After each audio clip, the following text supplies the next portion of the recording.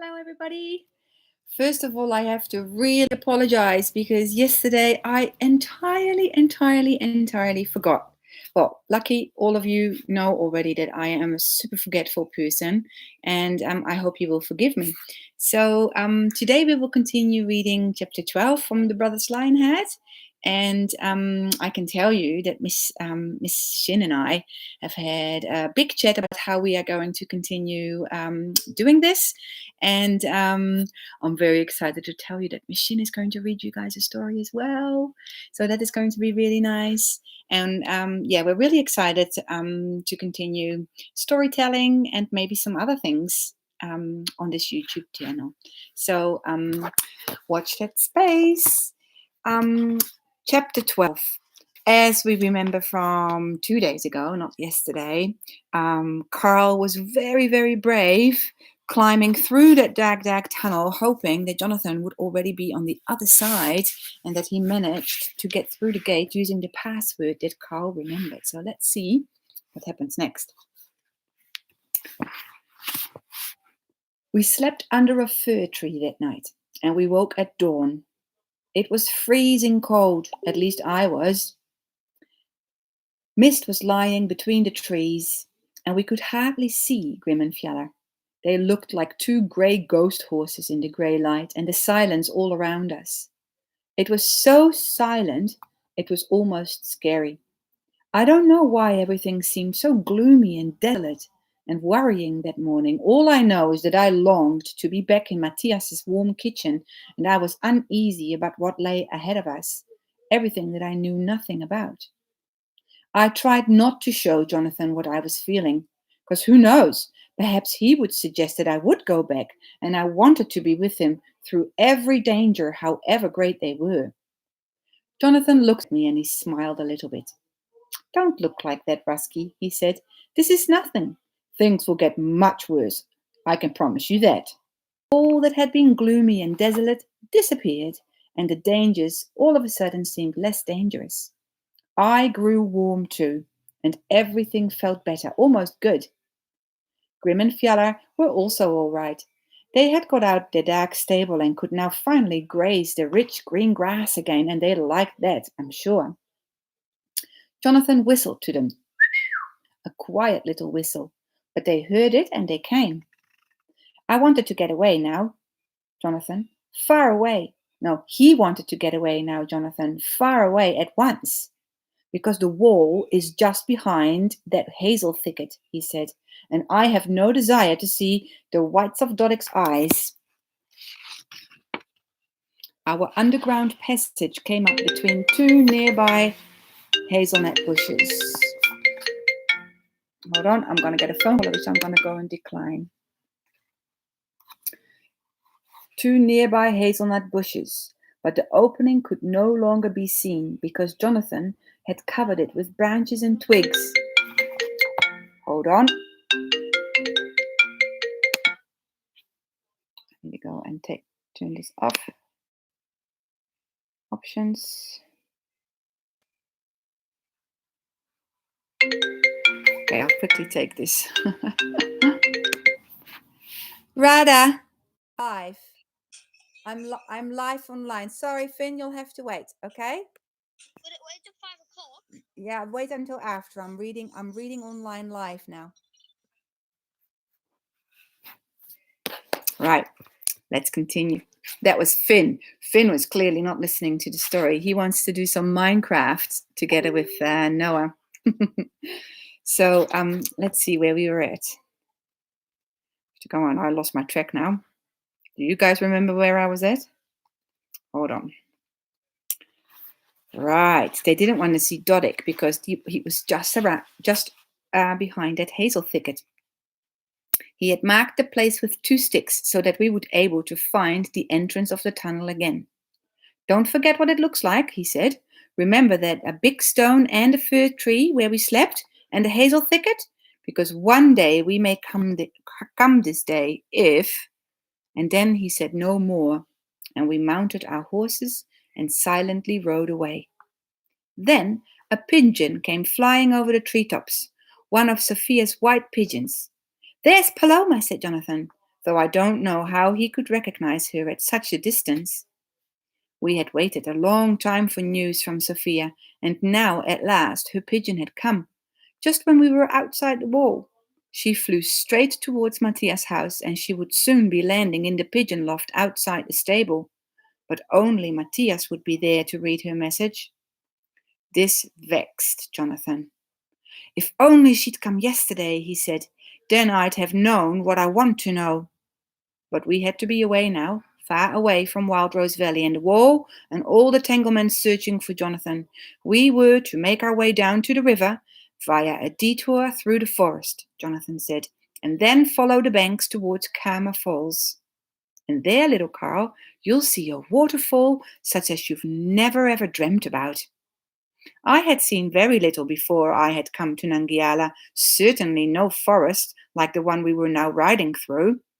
It was one of those truly sage-like forests, thick and dark, and there was no trodden path. We simply rode straight through the trees, which slapped their wet branches across your face, but I liked it all the same.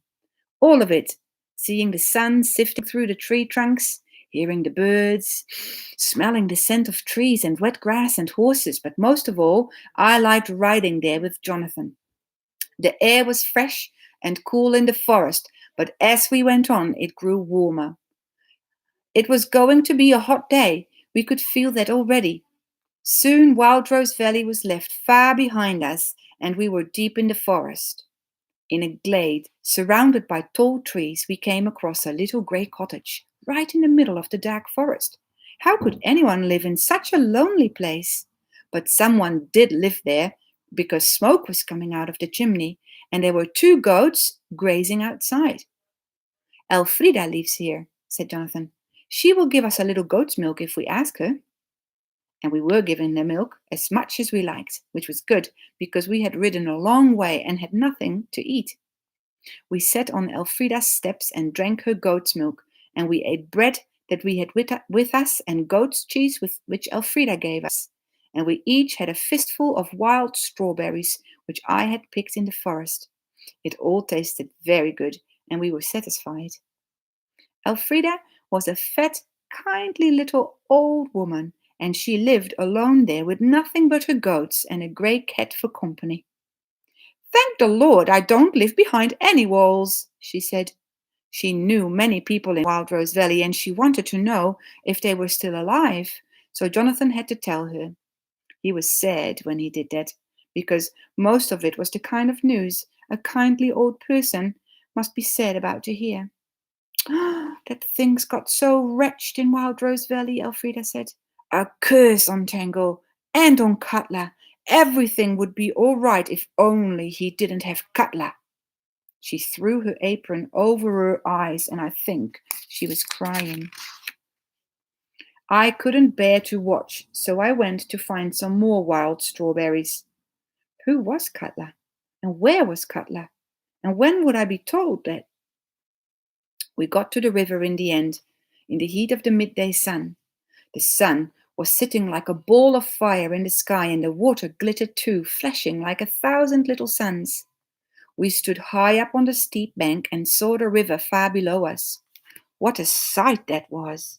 The river of the ancient rivers was rushing towards Kama Falls, so that the foam swirled. I wanted to get there with all those mighty waters, and we could hear the falls thundering in the distance. We wanted to go down to the water to cool off. Grim and Fjaller were let loose in the forest to find themselves a stream to drink from, but we wanted to bathe in the river, so we rushed down the steep slope, almost tearing off our clothes as we ran. There were willow trees down the riverbank, and one of them had grown right out of the river, dragging its branches in the water. We climbed along the trunk, and Jonathan showed me how I should hold onto a branch and let myself down into the swirling water. But don't let go, he said, or you'll get to Kama Falls far quicker than is good for you. I held on so hard that my knuckles turned white. I swung there on my branch, and I let the water rush over me. Never I had such a wonderful bath, not even such a dangerous one. I felt the pull of Kama Falls right through my body. Then I climbed up on the trunk again, Jonathan helping me, and we sat in the crown of the willow as if in a greenhouse swaying over the water. The river leaped and played directly below us, trying to lure us back in, trying to make us think that it wasn't at all dangerous. But I only needed to dip my toes and even my big toe alone, and I could feel that pull that wanted to take me with it. As I was sitting there, I happened to look up the slope, and then I grew frightened. There were riders up there, Tangle soldiers with long spears. They were coming at a gallop, but we hadn't heard the sound of their hoofs because of the roar of the water. Jonathan saw them too, but I could see no sign that he was afraid. We sat there silently, waiting for them to ride past. But they didn't ride past. They stopped and jumped down from their horses as if they were going to take a rest or something like that. I asked Jonathan, "Is it you they are after, do you think?" "No," said Jonathan. "They come from Carmagnaca and are on their way to Wild Rose Valley. There's a suspension bridge over the river at Kama Falls. Tango usually sends his soldiers that way." "But they shouldn't have stopped there," I said. Jonathan agreed with me. "I really don't want them to see me," he said, "and get fancy ideas about Lionhearts into their heads." I counted 6 of them up there on the slope. They were talking and arguing about something, pointing down towards the water, though we couldn't hear what they were saying. But suddenly, one of them started riding his horse down the slope towards the river. He came riding almost straight at us, and I was glad we were sitting so well hidden in the tree. The others shouted after him, "Don't! Don't do it, Pack! You'll drown yourself and your horse!" But he, the one they called Pack, just laughed and shouted back, "I'll show you! I don't get to that rock. If I don't get to that rock and back, then I'll stand you all a beer, I swear." And then we realized what he was going to do.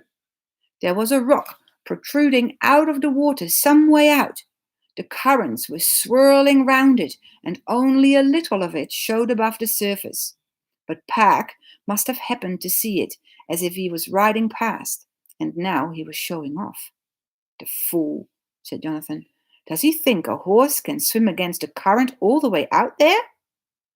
Pack had already flung off his helmet and cloak and boots, and in nothing but his shirt and trousers was trying to force the horse down into the river.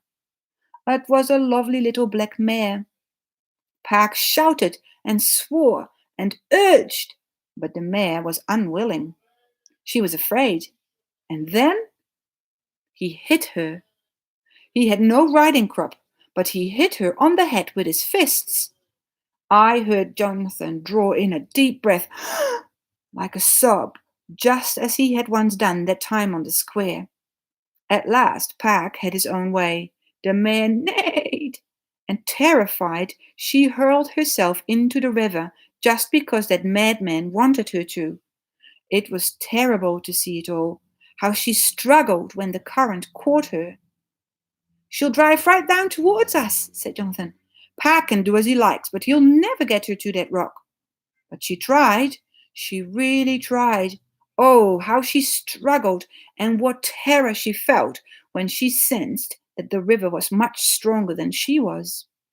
Even Pack eventually realized that his life was now at stake, and he tried to get her back to the bank, but he soon saw that she couldn't manage. No, because the currents wished otherwise. They wished to take him to Kama Falls, a fate he thoroughly deserved. But the mare, I felt sorry for her. She was quite helpless now, and they came drifting towards us just as Jonathan had said. Soon they would pass us and disappear. I could see the terror in Pack's eyes. No doubt he knew what was going to happen. I turned my head to see where Jonathan was, and I cried out when I saw him, for he was hanging from the branch, dangling over the water, as far out as he could possibly get, upside down, his legs hooked round the branch, and just as Pack came immediately below him, Jonathan grabbed him by the hair and pulled him in so that he could catch hold of a branch. And then Jonathan called to the mare, "Come, little mare, Come on here. She had already drifted past, but she made a wild attempt to get back to him. She didn't have that great lump pack on her back anymore, but she was almost sinking. And then in some way Jonathan got hold of her reins and he began to tug and pull at them. It grew into a tug of war between life and death, for the river did not wish to let go. It wanted both the mare and Jonathan. I grew quite wild and I shouted at Pack, "Help him! Help him, you great ox, you! Help them!" He scrambled up into the tree and was sitting there safe and sound, quite near Jonathan, but the only thing the fool did to help was to lean forward and yell, "Let the horse go! There are 2 horses up there in the forest. I can take one of those instead. Just let it go." Well, you do grow strong when you're angry, I've heard, and in that way you could say that Pack helped Jonathan indeed, save the mare. But afterwards he said to Pack, "You blockhead, do you think I'd save your life so that you could then steal my horse? Aren't you ashamed of yourself?" Perhaps Pack was ashamed. I don't know. He said nothing, and he never even asked who we were or anything.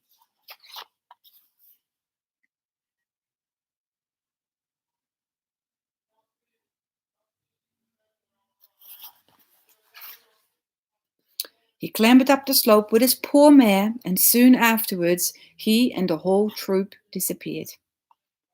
We made a campfire above Kama Falls that evening, and I'm sure no campfire in any day or in any world has burned on a campsite like the one where we lit ours. It was a dreadful place, terrible and beautiful, like no other place in heaven or on earth, I think. The mountains and the river and the waterfall, it was all too vast, all of it. Again, it was as if in a dream, and I said to Jonathan, "This can't be real. It's like something out of an ancient dream."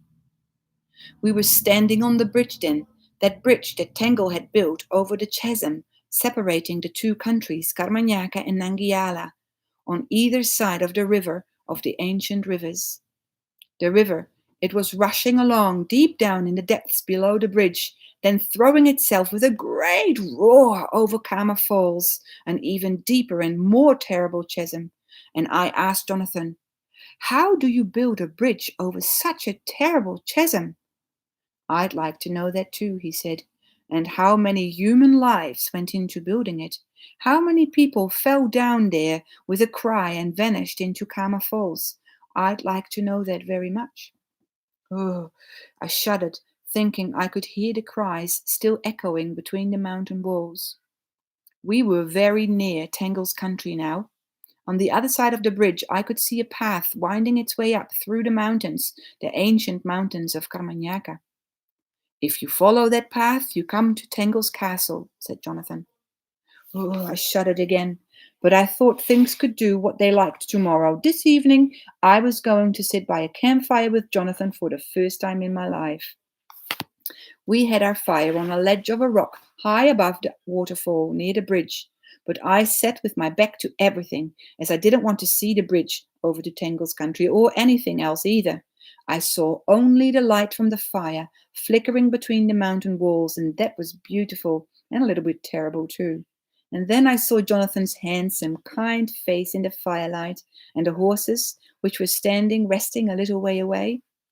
"This is much better than my last campfire," I said, "because now I'm here with you, Jonathan." Wherever I was, I felt safe, as long as Jonathan was with me, and I was happy that at last I could sit by a campfire with him, what we had talked about so many times when we had lived on earth. "The days of campfires and sagas. Do you remember saying that?" I said to Jonathan. "Yes, I remember," said Jonathan. "But then I didn't know there were such evil sagas here in Nangiala." "Must it always be like this?" I asked. He sat in silence for a while, staring into the fire, and then he said, "No, no. When the final battle is over, then Nangiala will probably again be a country where the sagas are beautiful and life will be easy and simple to live, just like before." The fire flared up, and in the light I saw how tired and sad he was. But The final battle, you see, Rusky. That can only be an evil saga of death and death and more death. So Orva must lead that battle, not me, because I'm no good at killing. No, I know that, I thought. And then I asked him, why did you save that man Park's life? Was that a good thing? I don't know whether it was a good thing, said Jonathan. But there are things you have to do. Otherwise, you're not a human being. You're just a bit of filth. I've told you that before. But supposing that he had realized who you were, I said, and they would have caught you. Well, then they would have caught Lionheart, and not a bit of filth, said Jonathan. Our fire burned down, and the darkness sank over the mountains. First a brief dusk for a moment, turning everything almost mild and friendly and soft, and then a black, roaring darkness in which you could hear nothing but Karma falls and see no glimmer of light anywhere. I crept as close to Jonathan as I could get, and we sat there, leaning against the mountain wall, talking to each other in the dark. I wasn't afraid, but a strange unease had come over me. We ought to sleep, Jonathan said, but I knew that I couldn't sleep. I could hardly speak either, because of that feeling of anxiety. I had this feeling of anxiety which had nothing to do with the dark, but something else. I didn't know what, and yet I had Jonathan right beside me. There was a flash of lightning, and then a crash of thunder, and a sound booming against the mountain walls, and then it came over us, a storm beyond any and all imagination, the thunder rolling over the mountains with a roar that drowned even the sound of Karma falls, and flashes of lightning coming one after another. And sometimes the light flared up, and the next moment it was darker than ever, and it was as if a night from ancient times had fallen over us. And then there was another flash of lightning, more terrible than any of the others, and for one moment flaring up and throwing its light over everything. And in that moment, then, in that light, I saw Katla. I saw Katla. Now I bet you guys are a bit curious what Katla is.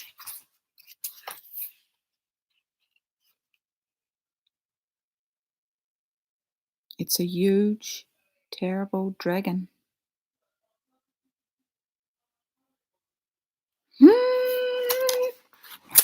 Anyway, chapter 13 tomorrow.